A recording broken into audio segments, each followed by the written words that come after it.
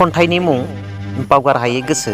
खन्थाइखौ दैथायहरदों मिस्टार अरन राजा केरकाटारि, धेमाजि मिडेल जनाय मैधपुर गामिनिफ्राय। खन्थाइखौ आवरायदों धेमाजि बैग्रिगुरिनिनो। फैदो बिदिब्ला सारनि खन्थाइखौ दान्दिसे खोनासंदिनि। बावगार हायै गोसो। मालायनि सिगाङावथ' फोलाफानानै थायो, नाथाय आं गावखौ माबोरै फोलानो हानो? औ, दाबोनो गोसोखाङो आं नोंखौ, आरो जिउ थाजासिम गोसोखांगोन। गोसोआ माब्लाबा बुङो आंखौ, थौ खेबसे नायनानै फैनि हाबानि उनाव। थारैनो नों गोजोनै दङना?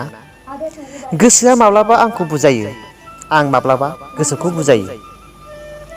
माब्लाबा आगानसे सिगाङो, माबा साननानै फिन थाबथाफिनो। नोंनि आंनि बै मोजां मोनलायनायनि सावगारि, नोंनि होलांनाय बै जोथोनै दोनजानाय गोजा गाबनि आर'नाइ, समायना नेरसोनफोर।